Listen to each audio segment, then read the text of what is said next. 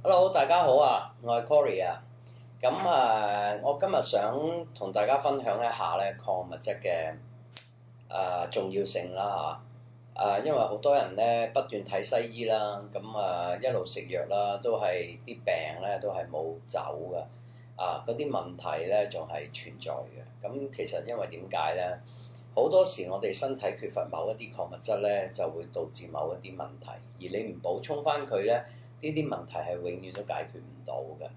嚇。例如我哋身體咧，包括咗微量嘅礦物質啦，有微量嘅礦物質啦嚇。微量嘅礦物質係真係咩咧嚇？即係咧鐵啦、鋅啦、銅啦、硒啦、碘啦、氟啦同埋鉻嚇，呢啲係微量嘅啫。咁而我哋身體主要嘅礦物質咧，我哋需要嘅就係呢個鈉啦、鉀啦、鈣啦、磷啦、鎂啦，同埋呢一個錳啦、砻啦、鈷啦同埋氯啦。我哋其實喺每日嘅飲食當中咧，都可以攞到一啲維他命啊，吸收到一啲維他命或者一啲礦物質嘅。但係因為我哋而家咧比較偏食同埋大家都好忙啊，咁成日咧喺譬如一個返緊工嘅 lunch time 啊，我哋求其去個快餐店啊，去個茶餐廳啊，食個炒飯啊，食個麵啊，可能成日都係咁樣，所以咧我哋係根本好難去攞到一個平衡嘅礦物質或者維他命可以平衡到我哋嘅身體嘅。所以咧我哋咧個身體係唔會製造礦物質嘅，只可以喺飲食當中可以獲得到，可以吸收得到嘅。身體咧每一日咧所需要嘅礦物質咧或者維他命咧，一定咧係喺飲食當中咧可以獲取嘅。但係如果過量嘅某一種礦物質，你吸取嘅時候過量，譬如你成日都係食住嗰樣嘢，佢過量嘅時候咧就會調翻轉產生呢個毒性嘅作用嚇。咁維他命同礦物質咧其實就互相作用嘅。OK， 例如好多維他命同礦物質咧互相作用咧，係可以做出一個 result 咧，就係譬如呢個骨骼痛啦咁我哋就需要維他命 D 啦，跟住就要需要嘅礦物質係鈣啦、磷啦、鎂啦、鋅啦、氟啦、氯啦、錳啦、銅啦同埋砻咁樣去平衡嘅嚇。所以點解我哋要食唔同嘅嘢，吸取唔同嘅礦物質，就唔好成日偏食住嗰樣嘢，咁就會有問題出現㗎啦。咁咧其實咧有一啲礦物質，如果你過量去食嘅話咧，佢會導致咧，譬如有一種譬如咁講啦，你過量吸收鐵嗰方面，譬如你日日都走去食菠菜嘅for example 咁你吸收得太多個鐵嘅時候咧，就會導致咧你嘅鋅就缺乏咯喎，佢撳低咗鋅嗰個 level 好似你哋喺 Facebook 見到阿婆婆啦，咁阿婆婆嘅手咧就成日都有一笪笪啡色嘢喺度，佢啲屋企人就估啦，話會唔會喺醫院吊針瘀咗啊？咁但係如果吊針唔會吊呢度啦，即係一笪喺度啊，有陣時一笪喺呢度啊咁，因為吊針通常喺呢個位同埋呢啲咁嘅手位啊，就唔會話吊喺呢一度啊咁樣，即係呢一個位置嘅，咁成日有啲啡色嘢，咁一路原來佢都知嘅，佢已經跟住我問翻佢，原來係呢個問題係已經唔係今日嘅事。咁其實婆婆咧就係缺乏鋅，跟住我俾翻一啲鋅佢食啦，咁就食咗大概3日到啦，咁嗰啲啡色嘢就已經淺色咗好多，跟住再食咗5日左右咧就已經係冇咗。咁所以有陣時我哋成日都唔知，點解呢個發現呢樣嘢係醫生都解釋唔到俾你聽係做乜嘢，因為佢哋西醫唔係讀礦物質噶嘛，佢係西藥啦。咁另一方面就係我有個客人嘅個仔啦，好似12、13歲到啦咁。佢長期都喺度嗌手痛腳痛嘅。咁啊同佢睇晒物理治療啦，都係手痛腳痛。咁佢都有係嚟俾我睇過咧，佢係盤骨歪咗啲。咁就第一次嘅治療，能量治療已經幫佢擠翻直，但係啲手腳都仲有啲痛。咁跟住我就開始去 study 究竟呢個小朋友發生咩事啊咁原來佢媽媽亦都講話佢咧係好似過度活躍症咁嘅，停唔到落嚟嘅同埋讀書係好唔專注咁，成日叫我開啲打坐班，因為其實遲啲我亦都會開啲打坐班俾小朋友嚟打坐，因為其實外國一早咧有好多學校每一日都有一堂咧係教啲小朋友或者同啲小朋友一齊做打坐。其實佢哋打坐長咗嘅話咧，即係時間耐咗咧，佢哋個人咧都會靜落嚟，同埋去接收一啲你哋所謂嘅預感咧，會係明確同埋多好多。而家我哋人因為靜心唔到，所以咧好多嘢我哋都接收唔到亦都因為媒體啦好多嘢都認為係咁就係咁啦。其實呢個世界係有好多可能性嘅。原來呢個小朋友咧，基本上咧佢就缺乏咗咧呢個 potassium 鉀佢如果唔再去補充啲鉀咧，佢會再落去仲未揾到呢個原因嘅話咧，因為而家我叫咗佢媽咪同佢去驗血，但係今個月11月廿幾號佢媽咪先有假期，就會同佢驗一驗，但係澳門唔知有冇得驗啦。如果有得驗就叫佢驗下鉀啦。如果個鉀指數咧長期處於咁低嘅話，即係如果驗咗出嚟真係鉀指數低咧，佢慢慢會形成咗貧血咁嗰陣時就好難搞。所以有陣時好多時我哋都唔知道點解我仔咁點解我女咁或者點解我咁我睇咗醫生㗎咯，點解都唔得㗎？咁其實就係你缺乏咗某啲礦物質。例如啦，好似我哋一出世咧，身體咧就已經有50% 鎂嘅啦。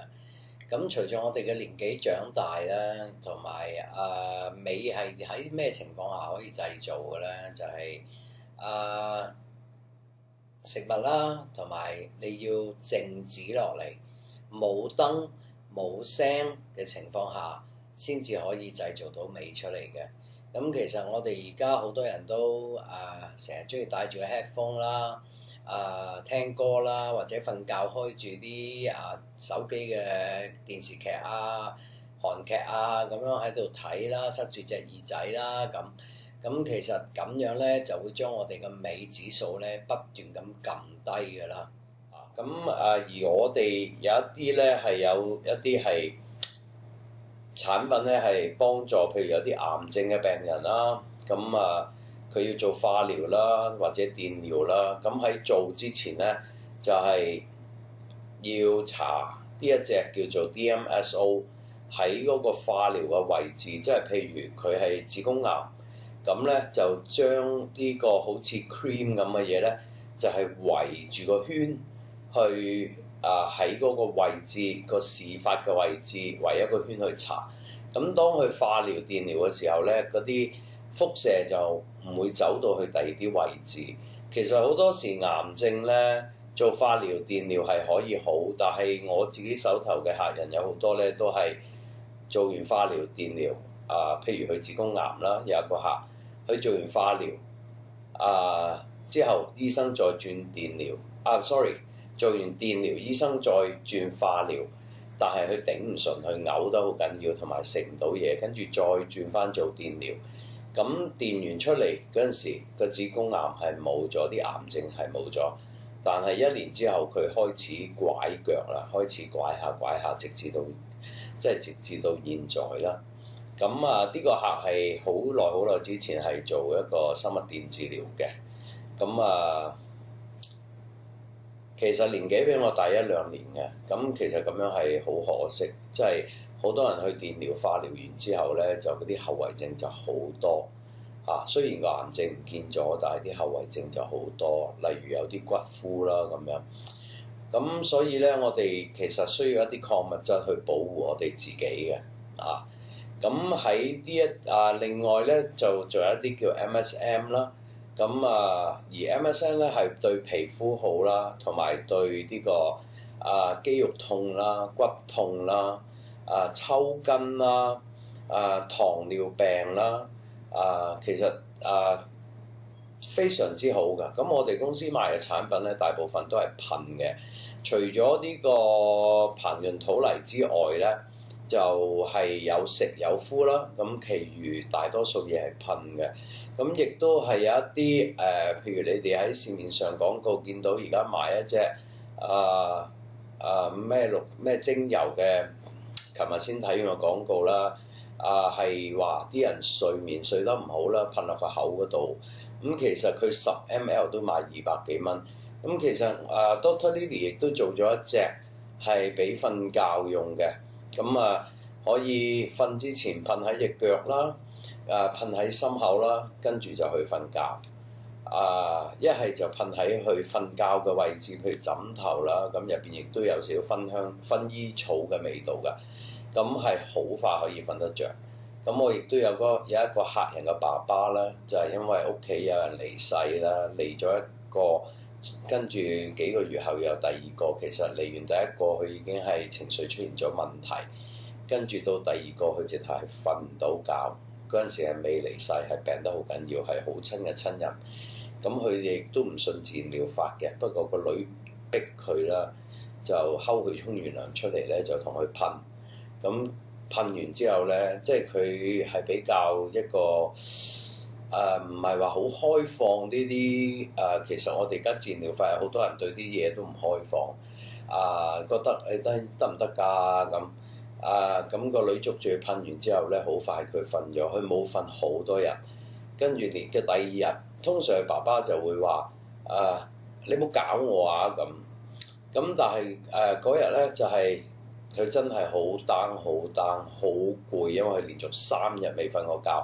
跟住佢基本上人咧一去到已經好似冇辦法嘅情況下咧，佢哋就乜都會試。咁個女就同佢噴咗啦，噴咗之後佢第一晚已經瞓到覺，跟住第二日佢個女又睺住佢喺廁所門口等佢沖完涼出嚟，跟住揸住支嘢，佢話你又搞我啊咁，即係比較溫柔啦個態度已經。咁就坐喺度乖乖咁俾個女噴，咁第3日亦都係咁，咁之後我就唔知啦。咁其實我哋一支咁嘅睡眠咧，其實呢支睡眠嘅嘢咧，亦都可以止痛嘅。咁就其實我哋網站咧已經有介紹㗎啦。咁一支好似係唔知400幾500蚊啦，但係240 ml 所以我哋公司咧就唔會去賣廣告啊咁樣。其實好多時市面上所賣嘅嘢，因為由於廣告費嘅問題咧，咁10 ml 都已經賣到好似285蚊。咁我哋嗰支係240 ml。咁其實好啦，今日我哋講咧，咁其餘仲有其他產品嘅。咁基本上我都會開一啲礦物質嘅推廣會。可以俾啲朋友參加啦，咁得閒可以同 BB 搽下精油啦，做少少嘅按摩啦，做下啲日常保健啦，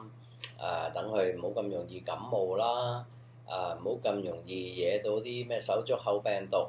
肺炎咁。至於動物啦，咁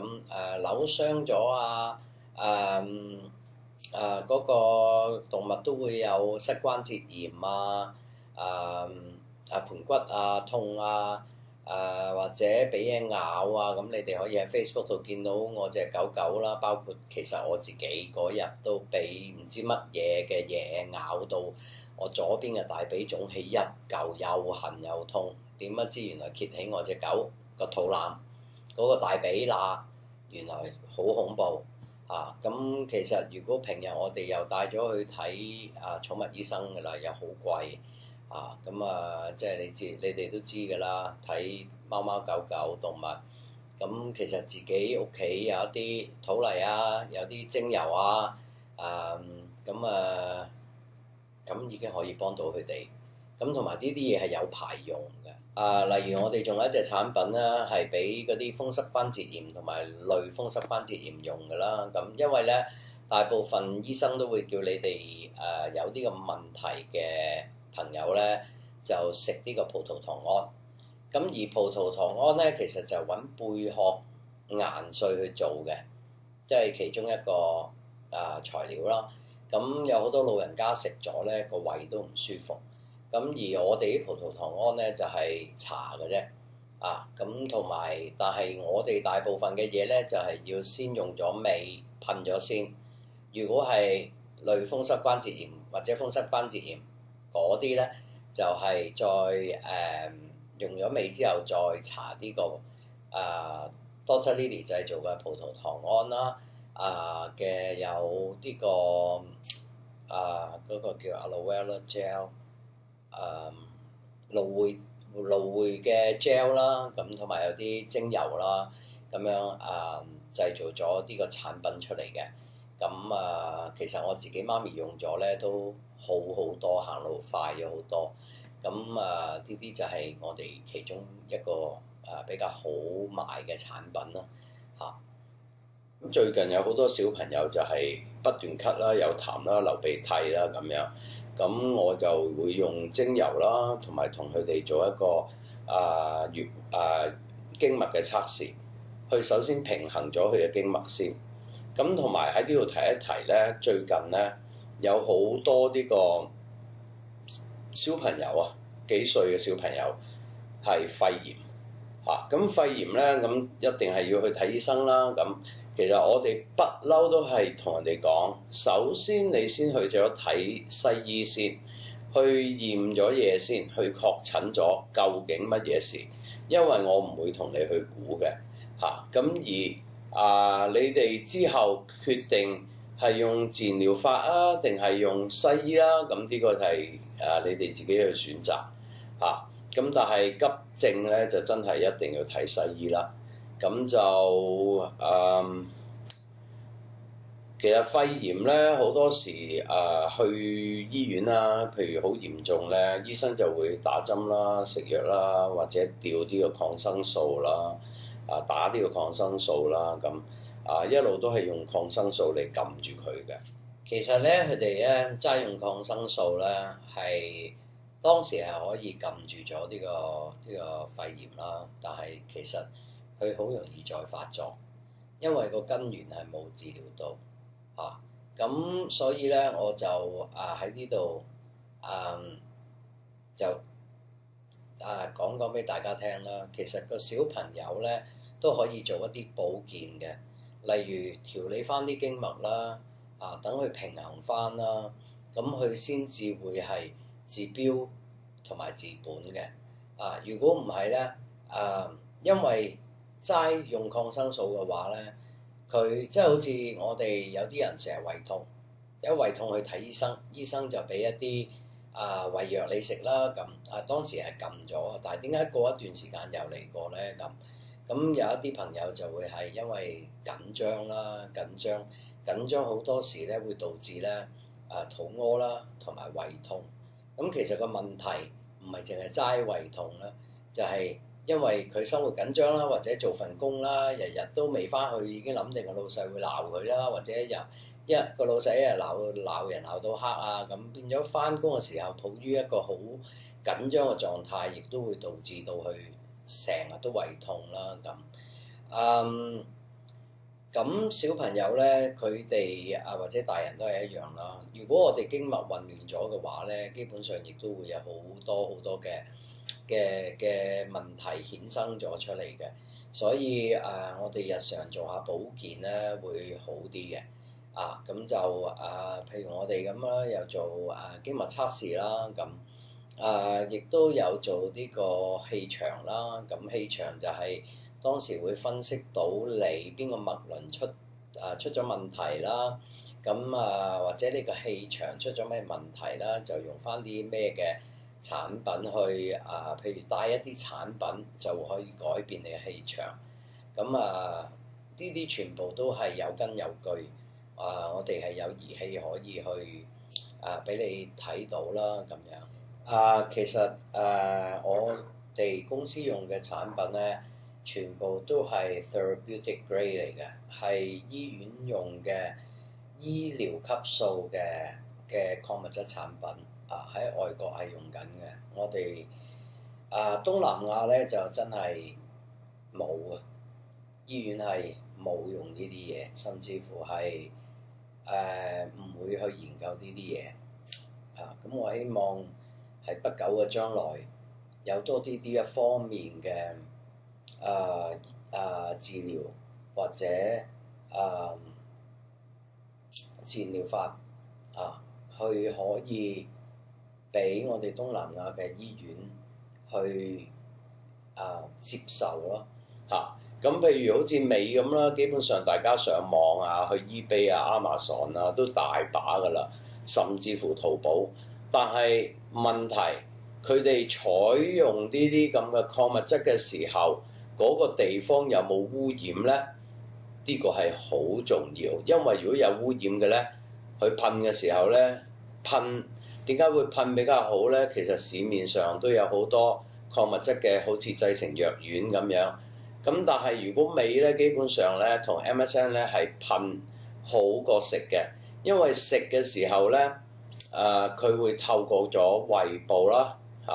跟住去腸啦，跟住先至吸收嘅。咁而噴咧就係直接喺毛孔入去嗰個bloodstream 嗰個血入血嘅，直接入血嘅，同埋好快其實噴完7分鐘後就可以抹咗去。咁有陣時有啲礦物質產品咧噴完之後咧，熱天嘅話咧會有少少痕咁樣。咁其實如果出現呢個症狀嘅時候咧，朋友就可以喺沖完涼之後所有噴嘅礦物質都要係乾淨嘅情況下用嘅。OK， 尤其是我講嘅 DMSO， 佢係。DMSO 咧有陣時我哋用嚟係做咩嘅咧？就係譬如嗰個人腰骨好痛，我哋幫佢噴咗 MSN Magnesium MSN 即係鎂啦 MSN 啦之後，我再加埋 DMSO 落去，等佢好快速咁樣去吸收，直接去到呢個患處嘅。如果純 DMSO 咧，我哋係唔會賣嘅，因為呢個一定要由我哋調配因為有份量用嘅如果唔係咧，啲朋友攞翻去唔識用咧，咁可能調翻轉頭會傷害到自己，所以係啦，呢個係我攞嚟做調配嘅時候用嘅產品嚟嘅，尤其是係好怕啲人搽咗落隻眼嗰度，咁呢個我要解釋得好清楚，同埋要由我自己去配方俾佢咁但係咧肌肉痛嘅，我哋另外有一隻啦，係俾肌肉痛嘅舊患嘅，就係有鎂有 MSN， 亦都有 DMSO 係 Dr. Lily 做嘅。咁就亦都有呢個蘆薈嗰個即係 aloe vera gel 啫喱啦咁亦都有啲香薰油，咁就 mix 好晒嘅，嗰啲咧就可以攞嚟搽落去。嗰啲我哋就會買嘅就可以搽落去個患處嗰度咁而齋 DMSO 咧就係我遲啲開精油嗰個推廣會咧嘅時候，會教人哋點樣用埋 DMSO， 就等呢個精油快速咁樣進入去嗰個人或者個小朋友嘅體裏邊，甚至乎動物。OK， 好啦。我諗今日咧大概講住咁多先，因為反正我日後都會逐一去介紹嘅。仲有一啲係講嘅就係話漏咗一個未講嘅，因為而家講嘅係比較即係常有嘅病有啲人成日有濕疹啦咁曾經有一個朋友咧就叫我賣支濕疹嘅噴霧俾佢。咁我亦都勸解咗，因為佢個女咧係一個都係專業人士啦。咁佢長期有濕疹，有可能係去咗大陸嗰度讀書啦、飲嘅水啦咁。但係其實濕疹咧好多時咧都係身體裏邊嘅毒素導致有濕疹呢個情況嘅但係因為屋企人咧就唔多飲水，所以咧個客人就冇買到呢個膨潤土泥嚇。咁一陣間我哋會講下。咁淨係買咗佢就攞咗一支嘅濕疹噴霧啦。咁但係之後我諗下都係唔好啦。咁我亦都同 Dr. Lily 傾過呢個問題。我話因為有好多人都仲係唔肯飲水啦，或者好多人都話哇鬼先食泥嘅喎咁。好多人都仲係用緊呢啲咁嘅概念啦。咁最後我都係打電話俾個客人，叫佢攞翻嗰支濕疹噴霧俾我。因為點解咧？佢噴喺外邊，但係佢個問題喺裏邊。咁你噴幾多支都未必會有作用。咁其實有陣時我都比較嚴謹嘅，就唔係話你嚟同我買乜我就賣俾你。即係如果你既然嚟得揾我，想諮詢下，我就會話俾你聽，你一要食乜嘢，二要搽乜嘢。係啦，如果你跳咗嘅一跳去二咧，我都繼續賣俾你嘅話咧，真係有少呃你哋錢啦嚇。咁所以我就會係呢樣比較嚴謹少少嘅。咁就係啦，因為我哋將來我會繼續會物色一啲純天然嘅產品、冇污染嘅產品去介紹俾我啲人客嘅。因為好似我一次急住又要一啲 magnesium 啦，要一啲鎂嘅丸，我就過咗香港啦，咁去揾香港好多啲咁嘅礦物質鋪頭啦，周圍都係。咁我入去問個 sales， 我話我想要一個鎂嘅丸跟住佢話有啊，帶咗我埋去。咁跟住係有鎂嘅鈣啦，鎂嘅譬如 calcium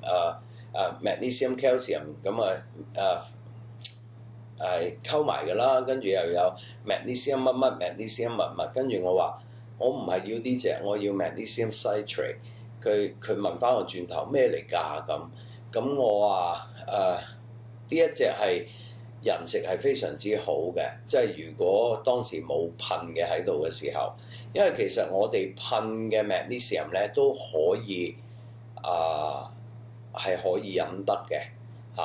咁就噴幾泵落個水度，半杯水就飲得嘅。因為我哋嗰啲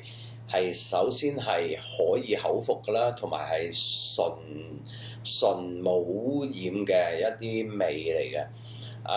但係我哋都唔主張人哋食嘅，因為始終市面上有陣時有唔同嘅人啦，咁啱得咁巧佢唔舒服啦，或者啱啱琴日食完個火鍋啦，今日肚屙啦，咁但係今日又飲咗喎，咁跟住就翻嚟同我講話，我飲咗你啲嘢肚屙啊咁，所以我哋係唔主張人哋去飲嘅。不過我哋都會係繼續用一啲可以口服同埋可以噴嘅無污染嘅一啲礦物質產品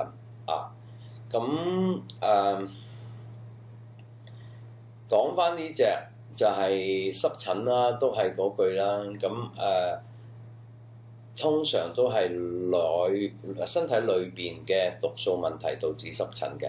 咁其實亦都有好多朋友問我BB 飲唔飲得土泥㗎咁土泥咧基本上 BB 都係可以飲得嘅，不過乜嘢都係有份量 ，OK？咁我自己本身嘅客人咧有好多自己飲開土泥啦，跟住 BB 感冒啦，就俾 BB 一係撈落去啲飯啦，一係開一啲土泥加蜜糖啦，土泥加奶昔都得㗎，總之 BB 肯飲嘅嘢，咁就俾個 BB 飲。咁有陣時佢初起感冒咧，好快就會冇咗但係亦都面對咗好多客人嘅屋企人，就成日都係話佢哋叫我客唔好食，或者見到個客俾個 BB 食就鬧啦。咁其實呢啲我哋都遇不少噶啦。咁我亦都好希望喺呢度盡量唔好令到人哋屋企人鬧交如果屋企人係極力反對嘅，咁無謂去嘈交去做呢樣嘢。咁我有啲客人就好慘嘅，要偷偷地，譬如個 BB 咳啦，佢哋就夜晚黑後爸爸媽媽瞓咗，佢就同個女女敷土泥啦。咁有陣時我哋亦都會用一啲植物粉啦，灑埋落啲土泥嗰度俾 BB 仔敷啦，就等佢快啲好返。咁其實所有我哋做嘅嘢咧係完全冇侵入性，唔會同你打針，亦都唔會俾藥你食，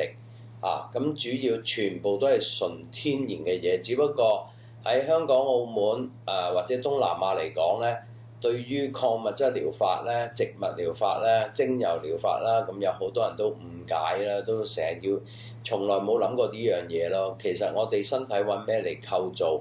只要你上網睇一睇。礦物質與我們身體的關係，或者人體裏邊有幾多礦物質，其實呢啲資訊咧已經喺網站係有好多噶啦。所以有啲朋友嚟我度就係有啲佢哋睇啲病啦，睇西醫睇極都睇唔好啦。咁你哋都可以上我 Facebook 啦，有一個黎婆婆啦，咁基本上。身後事都交代埋㗎啦，連續2次出院都出唔到，後尾我上去請咗佢出嚟，咁就喺7日裏邊佢就已經可以推架輪椅落街度食嘢啦。咁佢係肺氣腫啦，咁其實基本上嚟到我屋企，因為呢個咧係我朋友個媽咪嚟嘅，咁所以可以嚟我屋企啦。咁其他人客我就唔可以嚟我屋企噶啦，如果唔係我屋企就變咗所有病人匿喺呢度嘅地方，咁就係啦，呢個講笑啫。咁就好似一個婆婆咁，連續咁入醫院，最近2年就係一出街由屋企落到去樓下 lobby 已經呼吸困難。咁但係都死頂啦！但係你睇到佢塊面係黑晒，隻眼變咗1字眼，佢呼吸好困難。直至到喺6月份開始啦，就1個禮拜入3次醫院啦，到7月份係1個禮拜入5次醫院啦。咁最後嗰次，如果你哋睇佢個相喺醫院個相，佢係黑掹掹，成面都係黑掹掹，好瘦好瘦。咁而家婆婆咧肥咗好多啦，我有時間咧我就再影一啲 video 俾大家睇啦。而家婆婆咧就去咗呢個澳門 Grand Hyatt 去咗打老虎機嚇。咁初初嚟到我屋企咧，由我廳行去廚房係1步2步3步4步5步6步到啦，佢都入唔到咁而家咧喺間屋度可以周圍去啦，亦都輪椅買咗翻嚟，我哋以為佢要坐輪椅啦，咁佢個輪椅只係坐咗2次咁而家就劈咗喺我屋企門口咁其實好多時情緒係一個好重要嘅問題咁而呢個一路打針一路打針一路食藥一路食藥一路打消炎針，不停咁打，最後嗰次出院入咗醫院三日就打咗，每一日打7支定9支針，80歲嘅婆婆。咁而家咧就 OK 啦，咁我俾咗一段時間礦物質去食，跟住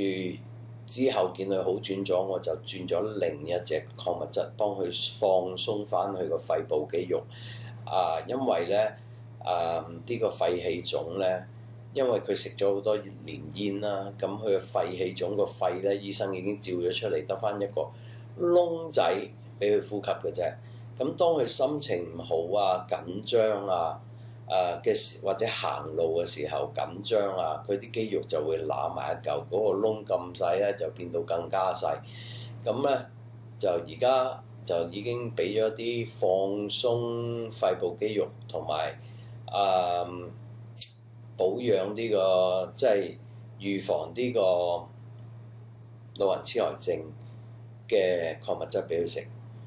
老人痴呆症咧佢唔係老人痴呆症，但係已經係應該係啱啱開始，因為有時半夜瞓到半夜佢會問我要翻屋企，咁我哋問佢翻咩屋企啦？佢話唔知，邊個要嚟接佢翻屋企？有陣時佢而家瞓緊間房係套房，係有廁所，佢日都去緊，佢半夜會走咗出嚟個廳度問我廁所喺邊度。咁所以咧，佢呢啲應該係老人痴呆症嘅先兆。咁而家我俾佢嘅礦物質咧，就係將佢老人痴呆症就拖慢。老人痴呆症基本上咧，即係如果喺西醫角度嚟講係冇得醫嘅，係冇得醫嘅。咁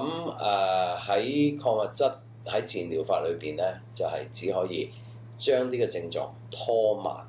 即係可能喺3年會發作得好犀利嘅時候，可能拖慢到5年，就係咁樣啊。咁所以咧就呢啲就係我做嘅嘢啦。咁我哋公司亦都有氣場機啦，去即係將來會有一啲我哋會有啲石啦去賣嘅。因為其實喺呢個宇宙大爆炸之前咧，宇宙大爆炸之後咧，地球係冇個皮嘅，個表面係冇皮嘅，入邊全部係熔岩嚟嘅。喺個地球入邊係熱到根本冇可能住人。喺嗰個時間咧，係其實有好多隕石飛咗落嚟我哋地球入邊，直至到有一次有一個大隕石撞咗埋去，撞咗埋去我哋嗰個地球嗰度，就碎開咗之後，因為引力嘅原因，就將嗰啲碎片就吸咗落個地球表面，就跟住地球開始 cool down，開始降溫，咁跟住咧就慢慢先會有水啦，火山就即係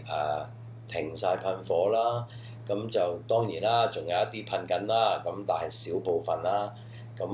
跟住微生物出現啦，跟住就動物出現啦，跟住就人又出現啦，呢啲好複雜嘅嘢，所以咧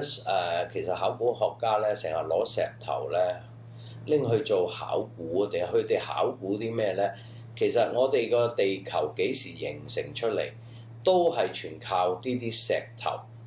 去考古出嚟嘅年份。咁呢啲石頭係有好多個礦物質，而形成到我哋而家呢個世界有山有水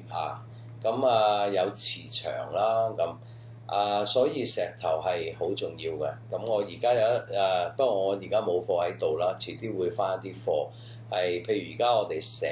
日都喺度睇電腦，包括我而家都望住個電腦，啲輻射啦，雪櫃都有好大嘅輻射。咁其實將來我哋跟住落嚟都會有一啲產品賣，係俾啲小朋友，如果成日望住個電腦咁俾啲朋友成日揸住個電話咁啲輻射係好犀利，真係好犀利。呢啲就喺我 level 1。level 2嘅 class 裏邊，你哋就會見到，即係一啲化驗所去影咗出嚟嗰啲輻射係幾恐怖咁我哋成日以為眼見唔到嘅嘢就冇，其實根本包括我現在呢度周圍都係輻射。咁朋友成日揸住個電話喺度講，嗰個成日揸住喺右耳嗰啲咧。而家我大部分客人我都會成日問佢哋有扁頭痛嗰啲，通常佢哋痛嗰邊咧就係佢哋聽電話嗰邊，所以要小心啲咁我哋遲啲亦都會有一啲好似卡咁，但係其實係啲石做嘅，但係唔係石，佢已經將石變成粉，再做成一張好靚嘅卡，就可以擺喺個電話殼入邊，即係擺個電話底冚住睇唔到。就可以吸晒啲輻射。唔好意思大家，我個妹妹咧就無厘頭要我抱實佢，咁我都會繼續講嘅。咁咧我會係物色一啲呢個醫院用嘅合格用嘅礦物質啦。咁應該咧就會遲啲咧會喺我呢度咧就自己嘅 lab 嗰度去做一啲噴霧俾大家咁因為如果我買材料翻嚟喺呢邊自己做咧，咁好似我頭先所講啦，即係嗰個 lab 咧做 MSM 嘅時候咧，就 magnesium 咧，即係鎂同 MSM 嘅時候咧，就係要冇空氣入嘅，同埋啲樽係要好嚴格咁樣消毒。咁我哋會做翻自己一個品牌，咁咧就變咗可以買材料寄翻嚟就可以做多啲，咁價錢咧就會平啲，就好過咧直接係同佢哋訂水質翻嚟嘅，咁咧就因為嗰個運費好貴，因為重啊，咁咧就我哋愛與誠工作室咧就會自己喺個 lab 嗰度做一啲噴霧俾大家，咁有一啲咧係因為我哋呢邊係比較難攞一齊嘅材料啊，咁我哋有一啲咧都會照同翻外國嘅 therapeutic 嘅 grading 嘅，即係醫院用嘅合格嘅產品，嘅產品直接係寄翻嚟可以喺我呢度做得到嘅，咁就喺呢度做；唔可以嘅就有陣時要等 Dr. Lily 啦，咁有陣時直接去間廠嗰度攞咁就因為我係自然療法醫師啦，所以我都需要俾個牌照去睇咧，先至可以訂到呢啲咁嘅即係醫院用嘅 grading 嘅級數嘅材料翻嚟嘅，咁就有希望大家又唔需要用太貴嘅價錢，因為而家支 MSM 100ml 咧都好似500幾蚊嘅，咁我希望係喺我呢度自己做翻嘅時候咧，價錢就可以降價啦，咁就唔使大家使咁多錢去買一啲產品啦，但係都係嗰句啦，我都係要好嚴格咁雖然喺呢度自己做。咁我亦都係要訂翻一啲醫療級數嘅醫院用嘅級數嘅材料翻嚟嘅亦都唔係為咗去做生意，而係去攞一啲次貨，都唔知佢嗰度有冇污染有冇剩嗰啲翻嚟去可以平啲賣俾你哋，等你哋開心啲。咁我係絕對唔會做呢樣嘢尤其是精油啦，有好多朋友咧喺淘寶嗰度訂咧，你哋就要小心啲啦，因為好多啲咁嘅精油，第一佢溝咗嘢啦，第二咧就係佢唔係 organic 嘅。咁如果精油都係會有污染嘅，咁所以希望大家買嘢咧唔好貪平即係貪平，亦都唔需要買到好貴或者咩名牌買個告白或者一個大品牌，其實organic 嘅精油咧，基本上外國有好多公司有晒，即係我哋所識嘅啦，咁有晒啲國家認證嘅因為好多講 organic 都係人嘅，咁其實冇經過廣告咧，其實價錢都唔係貴嘅。咁當然啦，你同淘寶嗰啲比較一支薰衣草咁樣，譬如我係200蚊咁樣10個 ml 20個 ml 咁，佢賣30蚊咁冇得計啊！但係你哋真係小心啲，因為精油咧都係直接吸入你嘅身體嘅。究竟你哋擺一啲咩入去，又冇經過化驗？咁正如我之前有個朋友買咗一包土泥，跟住佢就因為佢養狗嘅，佢就介紹咗一個阿姨用，咁佢就畢咗啲倒咗啲俾佢。咁其實我已經同呢個阿姨講咗咧，因為嗰隻狗仔條尾咧就有啲菌咁佢話佢使咗好多錢去睇呢個病，睇極都睇唔好。咁其實我都介紹咗一個好出名嘅好嘅一個獸醫俾佢，但係佢都唔肯攞去。咁佢自己之前就敷啲酵素，但係敷咗都唔得。跟住我叫佢敷土泥，點不知咧？所以有陣時我哋真係好驚賣嘢俾人因為有啲人真係唔聽你講，亂咁嚟，佢就搽一陣酵素落去隻狗條尾度，佢諗住黐粒粒嘛。跟住再將我啲土泥灑喺個面嗰度黐住佢，跟住條狗尾就仲爛得犀利。跟住我朋友打電話俾我就話：喂阿 Cory， 我朋友隻狗條尾爛得好犀利喎，點解咁㗎？咁我就問佢：我話點解會咁啊？土泥係醫皮膚病嘅喎。我話冇可能會更加爛嘅喎。咁跟住我話你問下佢點用先，咁就係話俾我聽，搽完酵素再灑啲土泥粉喺面。我問佢點解咁做，佢話佢覺得咁樣會黐住。咁所以有陣時咧，嗱我哋咧就係都係嗰句，你同我哋買乜嘢都好，你可以有權去問下醫生，徵求下醫生嘅同意。只不過喺東南亞，你哋問西醫咧，佢哋就未必答到你。不過我哋都係主張你用我哋嘅產品之前去問下醫生。OK，第二就係我俾咗 instruction 俾咗嗰個點樣用俾你哋，話俾你聽點樣用，就唔好用你哋嘅方法去做如果咁，我哋都唔使讀書噶啦即係唔好自己亂嚟咯，諗到做就做。譬如我話每日食2安士土泥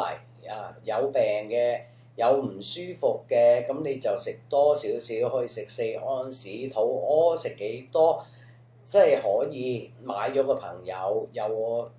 actually 我 website 我個 Facebook 有我嘅 contact 可以問一問我咁但係太深入嘅嘢我就唔會答你，我只會答你係你有呢個咁嘅唔舒服，你想點用咁唔係你會點用，你可以點用，我只會答你嘅啫即係如果要正確嘅想知道礦物質實際有邊幾種對你哋非常有幫助。點樣嘅用法？呢啲你哋就要參加呢個礦物質呢個推廣會係啦，到時我哋都會有產品送翻俾你翻屋企嘅基本嘅產品都會送翻俾你哋嘅。咁係咯，所以有陣時即係其實西醫都一樣咯。譬如開合藥俾個阿姨個醫胃痛，佢食咗1粒唔得，佢又諗。我食多2粒會好啲喎，咁跟住哇嘔到阿媽都唔認得，甚至乎要去洗胃嘅，咁到時翻去鬧個醫生，咁所以咧有陣時啲嘢真係要跟 instruction 做，唔好亂嚟唔好亂嚟，你亂嚟咧只會係更加令到呢件事更加係嚴重化咗咁就係啦。咁其實MSM 都可以幫助狗仔。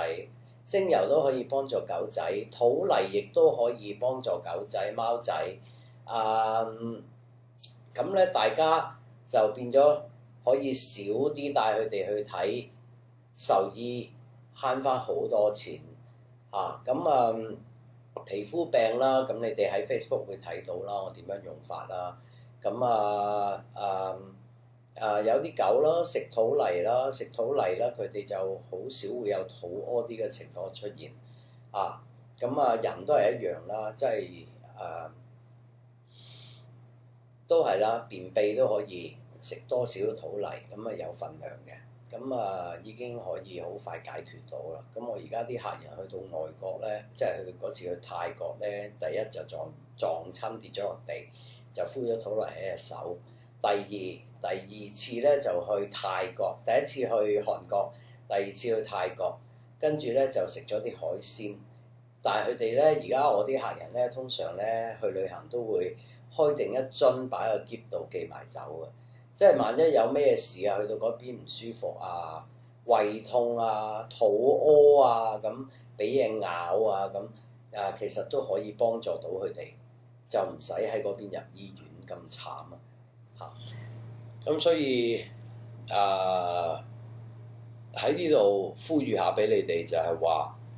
有陣時你哋行入去街嗰度嗰啲礦物質鋪頭，其實啲 sales 係打份工，佢唔會需要去讀書去理解有咩礦物質要先食，再食另外一隻咧。呢啲嘢佢哋唔知道，所以有陣時你入到去，你話哎呀我成日骨痛佢就叫你買鈣咁其實鈣咧唔可以單獨食嘅。咁但係最近我喺香港睇咗一個伯伯婆婆，個伯伯骨枯，香港嘅醫院淨係俾鈣片佢食。如果因為鈣片就咁食咧係會出事嘅，其實你哋上網查資料都會查得到，因為鈣咧係需要咧食咗尾之後，隔一陣間再食鈣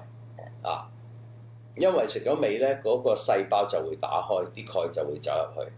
如果齋食鈣咧，個細胞冇打開，喺個周邊嗰度包住，越包越大嚿嘅時候就會出事。咁其實而家有啲學生17、18歲，佢哋喺學校有讀啲咁即係比較普及嘅一啲嘅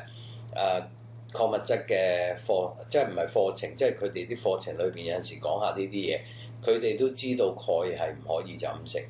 但係我唔知點解到今日為止，醫院嘅醫生仲係叫人哋單獨去食鈣。所以咧有陣時奉勸各位朋友咧，其實我哋好多時咧就係唔識嗰樣嘢，而係做錯嘢，而係將個病情再加重。所以就有陣時自己唔好懶啊，上網睇一睇資料，但係要揾一啲醫生嘅資料、醫生嘅網站。不過大部分醫生嘅網站都係英文嘅。咁所以如果有啲朋友係唔識睇英文嘅咧，咁可能要揾啲仔仔女女幫幫手嚇，就唔好醫生俾一盒藥你拎翻去你就開嚟食，因為我自己都即係喺10年前都爭啲冇咗條命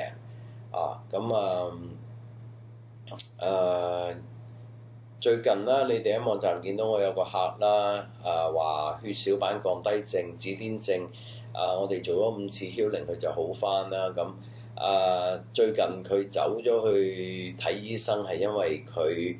子宮排卵嗰度排唔到卵啦。咁去返我哋嘅政府醫院啦。咁就醫生有晒佢記錄嘅。因為佢有呢個血小板紫癜症咧，每個月咧都會去返個政府醫院嗰度驗身嘅。咁就由佢上一年9月咧開始做能量轉化啦，咁做咗5次啦，跟住10月去驗血就已經正常咗啦，佢啲血小板咁嗰日醫生咧就睇完個報告，咦你有血小，睇完個報告話啦，咦你有血小板紫癜症喎以前，咁佢話係啊，咁佢話而家點啊，佢話好返啦咁佢就睇咗個 report 啦，咁因為同一間醫院係好返啦咁跟住佢就呢個排唔到卵呢個問題咧，醫生話你都要食藥喎，咁跟住我呢個客人就話我想食中藥用中藥調理得唔得啊？咁個醫生話唔得，你都要先食西藥先咁跟住就俾咗盒唔知1盒定2盒藥俾佢啦咁。因為佢聽得我講得太多，因為你哋都知我好長氣，咁佢翻到去就攞咗盒藥，拎咗嗰個好彩係1盒啦，因為有陣時你哋喺香港睇醫生咧，尤其是私家醫生，佢係冇盒俾你，佢淨係俾排藥你，咁佢就攞咗個説明書出嚟睇，嗰度就寫咗血有問題嘅人係唔食得呢隻藥。如果佢冇攞呢張紙出嚟睇嘅話咧，咁就賴嘢啦。咁就有機會呢個血小板紫癜症走翻轉頭咁到時咧就以為之前做嘅能量轉化咧係會翻發啦，會走翻轉頭其實就係嗰盒藥。咁講真，所有病都會有機會翻發。一個人如果太過情緒化、太過唔開心、負能量，所有嘅病都會嚟咁但係如果咁樣食咗啲合藥而翻轉頭，就真係好唔抵啊！因為佢血小板紫癜症之後就有水腫啦，因為佢食激素啦，其實衍生咗好多好辛苦、好唔舒服嘅問題出現啦。咁而家佢比較開心啦，咁佢而家亦都食咗土泥啦，咁土泥亦都佢減即係其實佢食咗土泥咧，佢食得好犀利添。我都食唔到咁樣食，佢1:4，一份土泥4份水。咁我每一日飲咧，我其他嘅客人飲咧就1份土泥8份水，佢就飲4份水，好似糊仔咁咯。但係飲咗3日，瘦咗3磅，啲水亦都排咗好多走。咁啲毒素亦都排咗好多，所以呢個朋友咧而家係通常我啲客最後都變咗朋友。呢個朋友咧就已經係比較開心啦，而家。咁其實我喺呢度講得太長啦，我本來諗住講彭潤土麗呢個 topics，咁或者先講咗啲先啦。咁我再錄嘅時候就講彭潤土麗啊，咁等有興趣嘅朋友就睇啦。咁唔係一次過講咁長嘢咧，都好鬼悶嘅嚇。OK， 好啦，咁有咩問題大家都可以喺 Facebook 嗰度問一問我，都會答嘅。OK， 多謝大家，我會下一輯就會講逐個產品講噶啦。OK，拜拜。